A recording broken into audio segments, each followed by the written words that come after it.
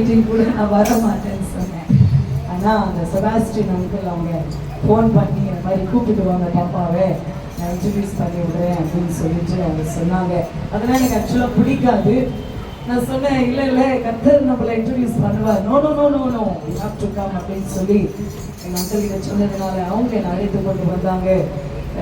கர்த்தருடைய கிருபையாளர் மூலமாக இந்த நாளிலே இந்த மீட்டிங் அழைப்பு கொடுத்து பாஸ்டம்மா பாஸ்டர் ஐயா எங்கள் அமர்ந்திருக்கிற ஒவ்வொரு ஊழியக்காரர்களுக்கும் அப்படியாக விசேஷமாக அறிமுகப்படுத்தின லாசர் ஐயா அவர்களுக்கும் வந்திருக்கிற எல்லா கர்த்தருடைய பிள்ளைகளுக்கும் ஹல்லேலூயா, கர்த்தருடைய ஊழியக்காரியாக ஹல்லேலூயா கர்த்தருடைய நாமத்தினாலே உங்களுக்கு நான் வாழ்த்துதலை தெரிவித்துக் கொள்கிறேன். ஆமென்.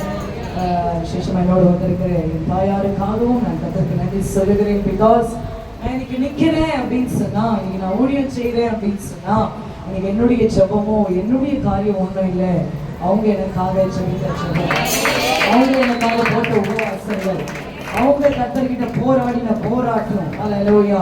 இன்றைக்கு என்னை உங்களுக்கு முன்பாக ஜீவனுள்ள சாட்சியாக 5 வருடம் காலேஜ் படித்து கொண்டிருக்கும் போது கர்த்தருக்கு நான் தூரமாய் போயிட்டேன். ஏதோ ஃபார் நேம் சேக்கு கர்த்தரை தேடுவேன், எக்ஸாம் டைம்ல ஆண்டவரை தேடுவேன், மற்றபடி எனக்கும் ஆண்டவருக்கு ஒரு கனெக்ஷனே இருக்காது. ஹல்லேலூயா.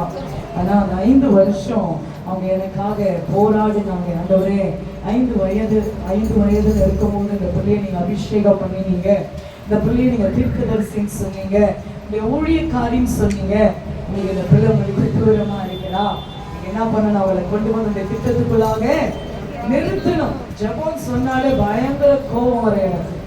மற்ற 3 பிள்ளைங்க இருக்காங்க, அவங்கள சொல்லுங்க, என்ன ஒன்றும் சொல்லாதீங்க அப்படின்னு சொல்லி நான் ரொம்ப ஃபைட் பண்ணுவேன். அதுலேயும் சிறு வயதுலேருந்து என்னை நகை போடாம பிரதிஷ்டைக்குள்ளாக என்னை வளர்த்தாங்க. அந்த பிரதிஷ்டையெல்லாம் உடைச்சிட்டேன், பெங்களூர் போய் எல்லாம் போட்டு கொண்டுட்டேன். என்னைக்கு அங்கே போட்டேன்னு நகையெல்லாம் அன்னைக்கு எங்கள் மம்மிக்கு ஆண்டு காமிச்சிட்டேன். ஆனால் எங்கள் மம்மிக்கு அது தெரியாது. அப்போ எங்கள் மம்மி கேட்குறாங்க, ஆண்டு எனக்கு காமிக்கிறாருமா, ஆண்டருக்கு அது பிடிக்கல, நீ கர்த்தரால அபிஷேகம் பண்ணப்பட்டு ஒரு விசேஷ பிரதிஷ்டைக்குள்ளாக கர்த்தருடைய வளர்த்திருக்கிறார், இப்போ அங்கே போய் நீ இதெல்லாம் பண்ணிட்டு இருக்க அப்படின்னு நான் சொன்னேன். எல்லாரையும் ஆண்டவர் பயன்படுத்துறாருல, அவங்களாம் போட்டிருக்காங்கல்ல, அப்போ அவங்க என்னையும் பயன்படுத்துவாரு, நீங்க சும்மா ஆமென். அடுத்தது உலகத்தானை போல வஸ்திரங்கள் எல்லாம் மாறிவிட்டு, ஆனா கர்த்தருடைய வசனம் சொல்லுது, இன்னைக்கு ஆவிக்குரிய உலகத்துல இதெல்லாம் வந்துருச்சு. அதுக்காக இதை நான் சொல்றேன். ஜீன்ஸ் பேண்ட், டிஷர்ட்டு ஆண்டவர் எனக்கு சொல்லி கொடுத்தாருங்க பர்சனலா, புருஷர்களுடைய ஸ்திரீகள் தரிக்க கூடாது. அப்ப ஆண்டவரே சொல்லுவேன், ஆண்டவரே ஜீன்ஸ் பேண்ட போட்டுட்டு மேல குர்தா மாதிரி தானே போட்டுக்கிறேன், அது ஒன்றும் இல்லைல்ல, அது சுடிதார் மாதிரி தானே ஆயிடுது. ஆண்டவர் சொன்னார் போட்டுக்கோ. ஆனா கடைசியில ஆண்டவர் சத்ருவை அனுமதித்தார். ஆமென். ஆண்டவரே இப்ப நான் என்ன செய்யணும், பிசாசு உட்கார்ந்துட்டு இருக்கு, ஆண்டவர் சொன்ன ஜீன்ஸ் பேண்ட விடுவாங்க கொடுத்தேன். ஆமென்.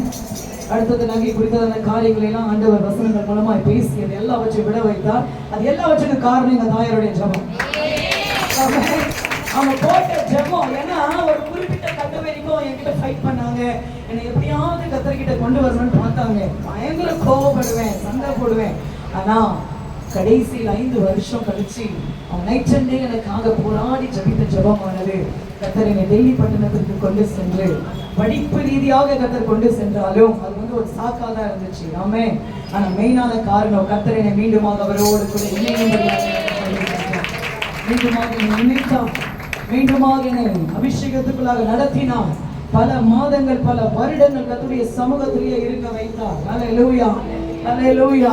நல்லா படிக்க வைத்து, நல்ல வேலை செய்ய வைத்து, நல்லா சம்பாதிக்க வைத்து, அடுத்தது 2014 ஆண்டிலே கர்த்தர் முழு நேர ஊழியத்திற்காக கர்த்தர் என்னை அழைத்தார். ஹல்லேலூயா.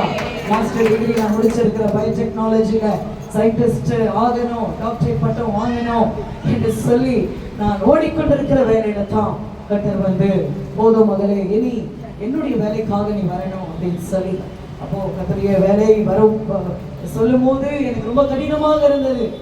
ஆனாலும் கர்த்தர் பேசினார். ஹல்லேலூயா.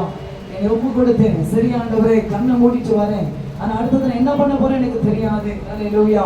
ஆனா கர்த்தர் பேசினார், எல்லாவற்றையும் விட்டு என்னுடைய ஊழியத்துக்காக நீ வருகிறபடி நானே இவ்வளோ டிகிரி முடிச்சு இவ்வளோ சர்டிஃபிகேட் நான் வச்சிருந்தேன்.